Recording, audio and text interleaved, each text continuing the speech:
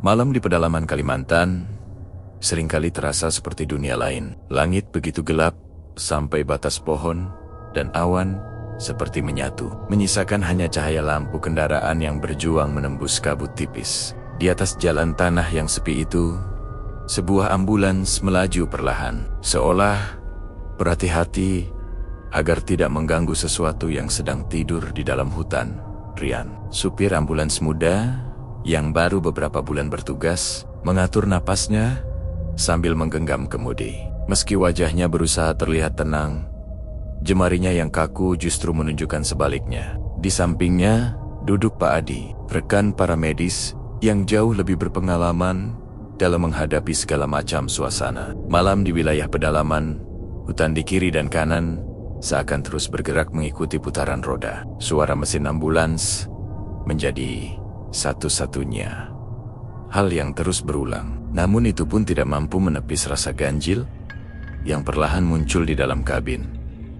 Aroma wangi samar tiba-tiba tercium. Bukan wangi bunga, bukan pula bau hutan. Aromanya halus, tetapi menusuk perhatian. Rian melirik sekilas pada ventilasi udara, seolah berharap itu hanya wangi dari pengharum mobil. Pak Adi ikut menarik napas. Kerut tipis muncul di dahinya. Apa? Itu wangi apa ya? Tanya Rian perlahan, seperti takut merusak keheningan yang mulai terasa berat. Pak Adi menatap ke depan, tidak langsung menjawab. Biarkan saja, Yan, ucapnya pelan. Jalan di sini memang kadang membawa hal yang tidak perlu kita pikirkan. Jawaban itu tidak membuat suasana lebih tenang. Rian menelan ludah. Tangannya sedikit berkeringat. Matanya memandangi garis putih di jalan yang terlihat putih seputus diterangi lampu depan. Hutan di luar jendela terlihat semakin rapat, seolah menutup jalan perlahan. Beberapa menit kemudian, angin berembus dengan cara yang aneh. Tidak sekencang badai, tidak juga seperti angin malam biasanya. Angin itu terasa seperti melewati bagian luar ambulans dengan lembut namun jelas, seakan ada sesuatu yang melintas cepat. Rian memicingkan mata. Pak, tadi Bapak dengar? Tanyanya. Suaranya hampir berbisik. Dengar? Jawab Pak Adi singkat. Tetap jalan saja. Rian mengangguk. Meskipun perasaannya tidak ikut tenang. Lampu depan ambulans memantulkan cahaya pada sebuah batang pohon besar di pinggir jalan, membuat bayangan panjang melintas cepat di kaca depan. Sekilas saja, tetapi cukup untuk membuat Rian menarik napas dengan tajam. Matanya membesar. Pak, itu, ada yang lewat, katanya. Suaranya sedikit bergetar. Pak Adi menoleh sekilas. Jangan terpaku. Di sini, sesuatu bergerak bukan berarti ingin mendekat. Kadang hanya lewat. Namun kata kadang justru membuat Rian semakin gelisah. Ia menatap lurus ke jalan, tetapi pikirannya tidak bisa lepas dari bayangan tadi. Bayangan itu tidak seperti hewan, tidak juga seperti manusia. Terlalu cepat, terlalu melayang. Angin kembali berhembus samar. Lalu wangi itu muncul lagi lebih kuat dari sebelumnya. Wangi yang seolah datang dari sesuatu yang mendekat. Pak Adi memperbaiki duduknya. Kalau aromanya makin jelas, tetap tenang, katanya lirih. Ini hutan, Yan, dan hutan punya caranya sendiri untuk memperlihatkan hal yang tidak ingin kita lihat. Rian tidak menjawab. Ia merasakan bulu kuduknya berdiri perlahan. Jalan di depan tampak kosong. Namun ia tidak lagi merasa sendirian. Ambulans terus melaju. Tetapi suasana kabin seperti mulai menyempit. Seolah ada sesuatu yang mengikuti dari kejauhan dan mendekat sedikit demi sedikit. Di antara helaan napas yang tertahan, Rian menoleh ke kaca depan dan hatinya berdegup kencang. Bayangan itu muncul lagi. Kali ini lebih jelas. Melintas cepat dari satu sisi ke sisi lainnya. Pak Adi meletakkan tangannya di bahu Rian sebentar. Fokuskan pandanganmu ke tengah jalan, ucapnya pelan. Malam di hutan tidak selalu ingin kita tahu apa yang bergerak di dalamnya. Ambulans terus melaju masuk ke kegelapan. Sementara, wangi itu mengikuti dari belakang, seperti pertanda bahwa perjalanan mereka baru dimulai. Setelah menempuh perjalanan hampir 1 jam melalui rute yang sepi, ambulans akhirnya tiba di puskesmas kecil di pinggir desa. Bangunannya sederhana, berdinding kayu tua, dengan lampu kuning redup yang tampak berjuang menahan kegelapan malam. Tempat itu begitu tenang, namun ketenangan itu justru menghadirkan kesunyian yang terasa tidak wajar. Bu Lasmi, penjaga puskesmas yang sudah puluhan tahun tinggal di daerah tersebut, menyambut kedatangan mereka. Wanita parubaya itu memiliki tatapan yang tajam, seolah mampu melihat lebih jauh daripada orang pada umumnya. "Capek perjalanan?" tanyanya sambil mengajak mereka masuk. Pak Adi mengangguk. "Lumayan, Bu.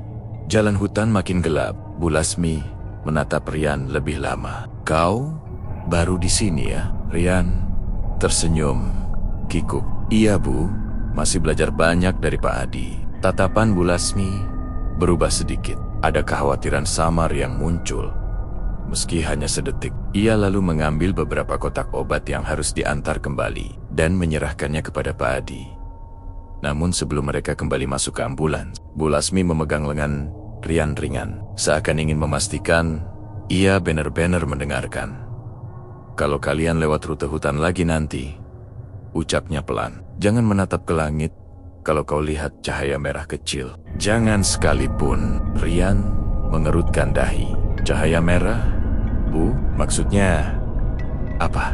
Bu Lasmi tidak langsung menjawab. Ia menatap gelapnya pepohonan di pinggir desa, seolah mencari sesuatu yang mungkin mengintai. "Hanya jangan ditatap, itu cukup," katanya akhirnya. "Kadang apa yang terlihat di langit bukanlah benda biasa." Pak Adi memberi isyarat agar mereka segera pulang. Waktu semakin larut dan mereka harus mengantarkan obat-obatan sebelum kembali ke pos. Setelah berpamitan, ambulans kembali melaju meninggalkan desa. Ryan sempat menoleh ke kaca spion, melihat Bu Lasmi masih berdiri di depan puskesmas sambil menatap ke arah mereka pergi. Gesturnya tidak seperti orang yang sekadar melepas tamu, melainkan seseorang yang sedang berharap keduanya selamat dari sesuatu yang ia ketahui. Hutan kembali menyambut dengan kegelapan yang lebih pekat. Kali ini angin hampir tidak terasa, seolah udara pun ikut diam mengamati. Ryan memegang kemudi erat-erat. Pikiran tentang cahaya merah masih mengusik benaknya. Beberapa menit kemudian, Ryan melihat sesuatu bergerak cepat di atas garis pepohonan. Bukan binatang, bukan juga daun yang jatuh terbawa angin. Gerakannya terlalu cepat dan melayang. Rian menajamkan pandangan, tapi Pak Adi segera berkata, "Jangan menatap lama-lama, Pak." "Itu apa?" bisik Rian. "Tetap jalan saja," jawab Pak Adi. Suaranya terdengar semakin rendah. "Jangan hiraukan, kita masih jauh dari pos." Rian mengangguk, meskipun hatinya tetap dirayapi rasa penasaran. Namun rasa penasaran itu segera berubah menjadi ketegangan ketika bayangan tersebut bergerak lebih dekat. Dari kaca depan terlihat siluet gelap melintas cepat, seolah terbang rendah di atas jalan. Saat bayangan itu menyentuh bagian atas ambulans, suara gesekan tipis menggema di atap. Mobil sedikit bergetar. Rian menahan napas. Tanpa sadar, matanya membulat. "Pak, dia di atas mobil," katanya hampir tak terdengar. Pak Adi tidak menoleh. "Yang penting kita jangan berhenti." Rian merasakan ambulans berat beberapa detik, seolah ada sesuatu yang menumpang di atap kendaraan. Bayangan itu tidak terlihat jelas, namun gerakannya menciptakan ketakutan berbeda, ketakutan yang membuat tubuh terasa dingin, seperti sedang diawasi dari jarak yang sangat dekat. Di kaca spion kanan, Rian sempat melihat sekelebat rambut panjang ikut bergerak bersama bayangan tersebut. Rambut yang melayang tidak mengikuti arah angin. Ia menelan ludah, tenggorokannya kering. "Pak, itu bukan binatang kan?" Pak Adi menghela napas lambat. "Yan, apapun itu, jangan diberi perhatian. Justru, kalau kau memperhatikannya, dia akan semakin dekat." Ambulans terus melaju, menembus malam. Sementara bayangan itu sesekali terlihat di atas, menunduk seperti mencoba memahami siapa yang ada di dalamnya. Wangi samar kembali muncul lebih kuat dari sebelumnya. Seakan keberadaan makhluk itu bukan lagi sekadar bayangan jauh, melainkan sesuatu yang mengikuti dengan penuh minat. Dan perjalanan mereka baru memasuki bagian yang paling menegangkan. Hutan kembali menutup jalan dengan kerimbunan gelapnya. seolah membentuk lorong panjang yang hanya diterangi oleh lampu ambulans. Setelah bayangan melintas di atas mobil, suasana di dalam kabin semakin padat oleh rasa tidak nyaman. Rian berusaha menjaga pandangan lurus ke depan, namun kegelisahan terus naik. Seperti ada sesuatu yang mendorongnya agar menoleh ke segala arah.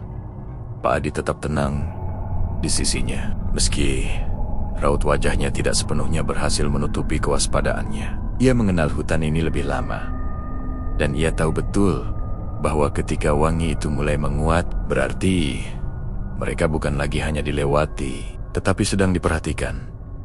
Beberapa menit berlalu tanpa suara, selain desingan mesin. Namun, justru kesunyian itu membuat setiap helaan napas terasa lebih jelas. Seakan udara di dalam kabin menjadi lebih berat, Rian melirik sebentar ke kaca spion kanan. Awalnya tidak ada yang aneh, hanya gelapnya malam dan bayangan pepohonan yang bergerak cepat. Tetapi dalam sepersekian detik, ia melihat sesuatu menempel di permukaan spion.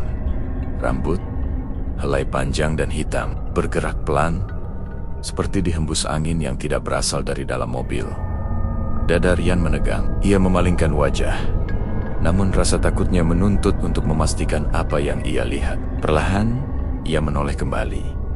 Rambut itu tetap ada. Helai-helai hitamnya tampak lebih jelas sekarang, menempel di pinggir kaca spion, seolah ada sesuatu yang menyapu bagian luar ambulans dari arah yang tidak terlihat, Pak. Suara Rian pecah halus. Itu rambut siapa? Pak Adi menoleh hanya sedikit, cukup untuk melihat sekilas. Napas pendek keluar dari hidungnya, pertanda ia sudah menduga hal seperti ini bisa terjadi. Yan, jangan berhenti, terus saja jalan, ujarnya pelan. Tapi Pak, rambutnya nempel, ada yang di luar. Pak Adi memejamkan mata sesaat. Jangan buka jendela, jangan kurangi kecepatan. Di sini, kalau sesuatu mulai hinggap, itu artinya dia ingin kita tahu bahwa dia dekat. Kata dekat membuat tengkuk Rian terasa dingin. Ambulans melaju sedikit lebih cepat, namun rambut itu tidak tersapu angin, tidak terbang, tidak hilang. Justru semakin banyak helai yang muncul, seolah ada sesuatu yang merayap perlahan dari sisi kendaraan menuju kaca spion. Hati Rian berdegup kencang. Ia mencoba mengatur napas, tetapi matanya terus terpaku pada helai-helai rambut yang kini tampak menggantung, seperti menjuntai dari sesuatu yang bergerak. Mengikuti. Pak, kenapa rambutnya tidak jatuh? Tanya Rian lirih. Karena bukan angin yang membawanya, jawab Pak Adi. Jawaban itu justru membuat Rian ingin menutup matanya, tetapi ia tidak bisa. Ketakutan terkadang membuat seseorang justru tidak mampu mengalihkan pandangan dari hal yang mengancam. Beberapa helai rambut bergeser, seperti ditarik oleh tangan yang tidak kelihatan. Rian merasakan jantungnya hampir meloncat. Bayangan gelap melintas sekilas di kaca spion kiri begitu cepat, tetapi cukup untuk membuatnya yakin bahwa apapun yang mengikuti mereka tidak hanya berada di satu sisi. Apa dia masih di atas, Pak? Tanya Rian. Suaranya semakin lemah. Jangan lihat ke atas, jawab Pak Adi tegas, namun pelan. Kalau dia tahu kau sedang mencari wajahnya, dia bisa semakin dekat. Rian menelan ludah. Tangannya semakin kuat menggenggam kemudi sampai buku jarinya memutih. Pandangannya berusaha tetap lurus ke jalan, tetapi dari ujung penglihatan, rambut-rambut itu terus bergerak lambat, seperti menari dalam udara dingin. Tiba-tiba, helai rambut terakhir melayang turun perlahan dari kaca spion, lalu jatuh entah kemana. Tidak ada hentakan, tidak ada suara, hanya hilang, seperti ditarik kembali oleh pemiliknya. Namun hilangnya rambut itu tidak membuat ketegangan berkurang. Justru ada rasa bahwa makhluk itu kini pindah tempat, mendekat dari arah lain yang belum terlihat. Rian menggigit bibir bawah, mencoba tetap fokus. Hutan di sekitar seperti semakin gelap, dan wangi samar itu kembali muncul, lebih kuat daripada sebelumnya. Wangi yang sama seperti di awal perjalanan, wangi yang tidak berasal dari bunga apapun. Pak Adi hanya berkata satu kalimat, lirih, namun tegas. Yan, kalau wangi itu makin jelas, berarti dia sekarang sangat dekat dengan kendaraan. Dan malam itu, di tengah hutan yang sunyi, ambulans melaju dengan 2 manusia di dalamnya dan sesuatu yang tak tampak yang mengikuti mereka tanpa suara.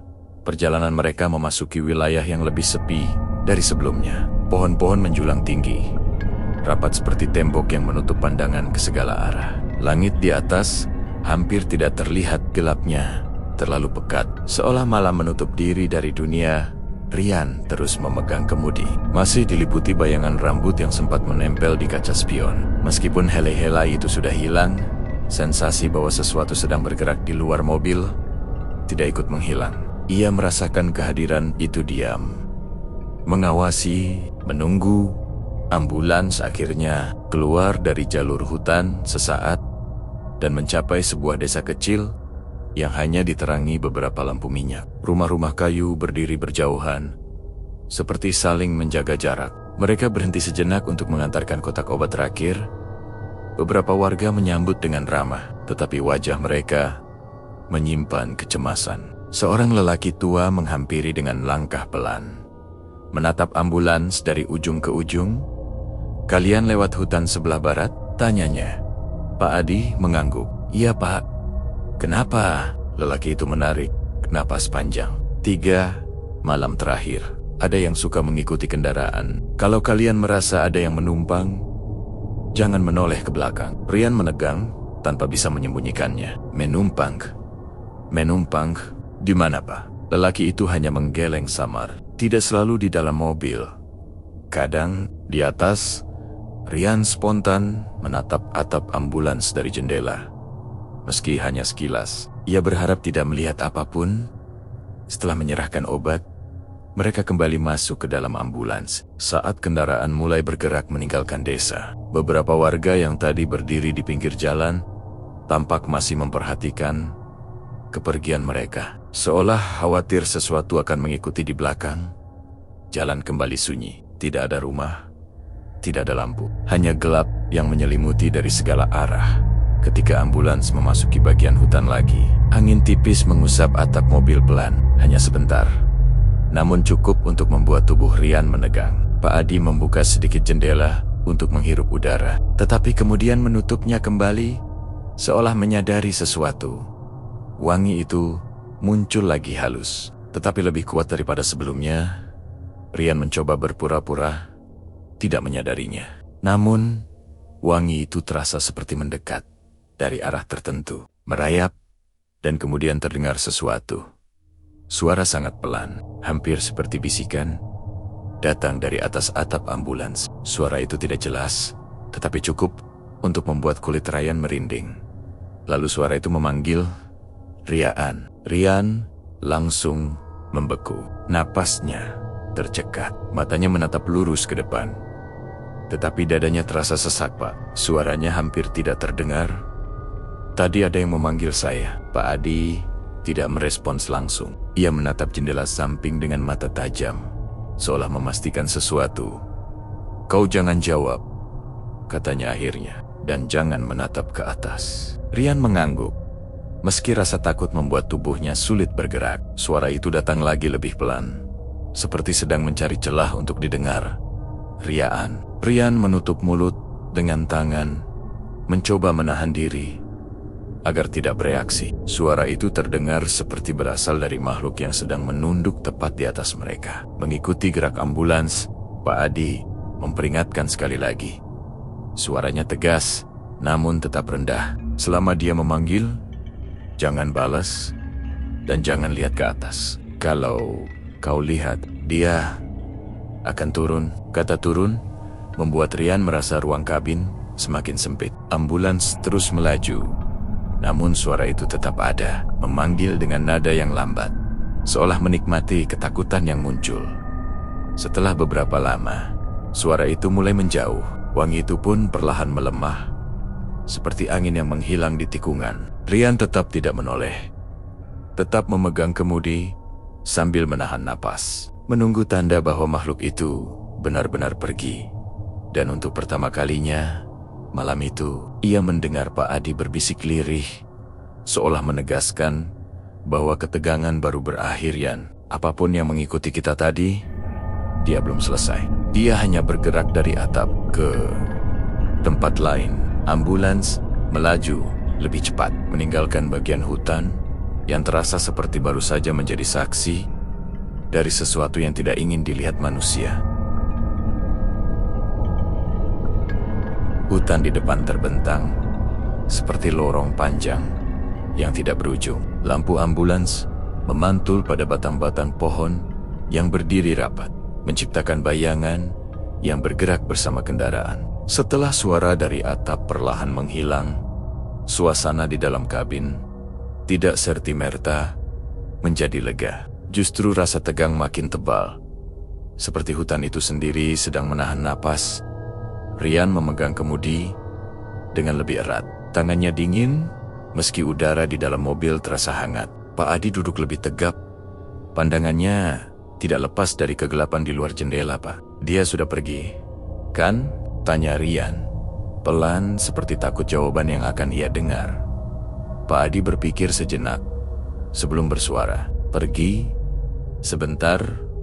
Mungkin makhluk seperti itu jarang datang, hanya sekali. Rian menelan ludah. Kata jarang saja sudah cukup membuat dadanya terasa berat. Ambulans terus melaju hingga jalan mulai berubah. Dari tanah padat menjadi lebih licin, seperti baru saja dilalui hujan. Tidak ada suara apa-apa, hanya kesunyian pekat yang terasa menyelimuti hampir seluruh hutan. Dan kemudian Rian melihat sesuatu. Di tengah jalan, jauh di depan, ada sebuah bentuk berdiri diam. Bukan pohon tumbang, bukan hewan, bukan juga manusia. Bentuk itu tampak samar, gelap, dan seolah tidak memiliki kaki yang menyentuh tanah. Jantung Rian berdegup kencang. Ia memperlambat kendaraan secara refleks, Pak. Ada sesuatu di depan. Pak Adi menatap lurus ke arah bentuk itu. Jangan terlalu dekat. Jaga. Hirak. Rian mengangguk. Lampu ambulans menguak sedikit lebih banyak detail sosok itu. Semakin mereka mendekat, bentuk itu tampak seperti tubuh, namun tidak lengkap. Seolah bagian bawahnya menghilang begitu saja, melayang ringan di atas permukaan jalan. Rian merasakan hawa dingin merayap dari ujung kaki ke tengkuknya. Pak, itu orang? Bisiknya. Pak Adi menggeleng pelan. Kalau itu orang, pasti kakinya menyentuh tanah. Ambulans hampir berhenti, tetapi Rian berusaha menahan diri agar tetap melaju perlahan. Tidak ada pergerakan sedikit pun dari sosok itu. Tidak menoleh, tidak bergeser, hanya berdiri tepat di tengah jalur, menutup jalan seakan menunggu. Aroma wangi yang familiar muncul lagi lebih kuat, lebih jelas, seperti sedang ditiupkan dari jarak sangat dekat. Wangi yang tidak berasal dari hutan, wangi yang menjadi pertanda. Pak Adi mencondongkan sedikit tubuhnya. Yan, kalau aromanya seperti ini, berarti dia sangat dekat. Rian mencoba mengatur napas. Lalu kita harus apa, Pak? Pak Adi menjawab dengan suara rendah, namun tegas. Jangan berhenti. Giring dia keluar dari pandangan. Kalau kita berhenti, dia bisa muncul di sisi lain. Ambulans pun perlahan digerakkan maju. Jarak dengan sosok itu semakin pendek. Rian merasa dadanya mengencang, seakan udara semakin menipis. Saat lampu depan menyinari sosok itu lebih jelas, wujudnya tampak kabur, seperti bayangan yang mencoba mempertahankan bentuk. Rambut panjang melayang pelan di sekeliling siluetnya. Padahal tidak ada angin, Rian menarik napas panjang, mencoba menepis rasa takut. Ia membelokkan ambulans sedikit ke kiri untuk melewati sisi jalan. Namun ketika ambulans berada sejajar dengan sosok itu, sesuatu berubah. Sosok itu bergerak. Bukan melayang maju atau mundur, tetapi menghilang. Hilang seketika, seperti ditarik keluar dari dunia ini. Rian tersentak. Refleks menengok ke kaca spion. Namun, yang ia lihat hanyalah kegelapan. Pak Adi langsung memperingatkan. Jangan lihat lama-lama. Rian kembali fokus ke depan. Napasnya belum stabil. Jalan kembali kosong. Tetapi rasa sepi kini berubah menjadi ancaman yang nyata. Wangi itu belum menghilang, Rian tahu itu pertanda bahwa apapun yang menghilang tadi bukan pergi, hanya bergeser, mungkin ke belakang, mungkin ke atas, atau mungkin ke samping ambulans. Mengikuti tanpa terlihat, Pak Adi akhirnya berkata. Suaranya perlahan tenggelam dalam ketegangan hutan malam, Yan. Kalau dia muncul di tengah jalan seperti tadi, itu berarti dia ingin kita sadar bahwa dia tahu kita lewat. Dan itu artinya dia belum selesai. Ambulans melaju cepat, meninggalkan jalan yang kini terasa seperti memerangkap mereka dalam pandangan. Makhluk yang tidak ingin terlihat sepenuhnya. Halanan malam, Kalimantan kembali terasa mencekik ketika ambulans yang dikendarai Ryan melaju menembus kabut tipis yang turun dari arah hutan. Tangannya menggenggam kemudi erat, sementara di kursi samping, Pak Adi duduk pucat, menahan napas setiap kali melihat bayangan rambut panjang melayang di spion. Rian, dia masih di atas? Tanya Pak Adi pelan. Rian menelan ludah. Masih, Pak. Dari tadi, nggak pergi-pergi. Setiap beberapa detik, dari ujung kaca spion, terlihat sesuatu melayang dengan gerakan lembut seperti mengikuti arus angin. Rambut panjangnya menjuntai turun. Kadang bergerak seperti ingin mendekati kaca depan. Rian tidak berani memperlambat mobil. Dia tahu, jika laju berkurang, makhluk itu bisa mendekat lebih jauh, Pak. Kalau dia turun, kita bagaimana? Suara Rian bergetar. Kita cari orang yang ngerti, jawab Pak Adi. Terus saja, jangan berhenti. Ambulans melewati tikungan ketika lampu depan menangkap cahaya kuning dari sebuah lentera tua. Sebuah pondok kayu terpencil berdiri di tepi jalan. Di depannya, seorang lelaki tua berambut putih, Pak Rano, berdiri seolah sedang menunggu mereka. Pak Adi terperanjat. Itu Pak Rano. Syukur kita nemu beliau. Rian memperlambat sedikit, tetapi tidak berhenti total. Pak Rano melangkah maju, memandang tepat ke arah atas ambulans. Tatapannya tajam, namun tenang. Seperti ia mampu melihat apapun yang Rian dan Pak Adi tak berani pastikan. Jangan berhenti lama-lama, kata Pak Rano tegas sebelum mereka sempat bicara. Sesuatu sedang mengikuti kalian. Rian mengangguk cepat. Pak, apa itu? Kenapa ngikut sampai sekarang? Pak Rano menghela napas. Dia melintas malam ini, dan kalian kebetulan lewat jalurnya. Dia penasaran, bukan ingin mencelakakan, tapi kalau kalian berhenti, dia bisa mendekat terlalu dekat. Pak Adi mencondongkan tubuh keluar jendela. Terus kita harus bagaimana, Pak? Ada persimpangan di depan, jelas Pak Rano.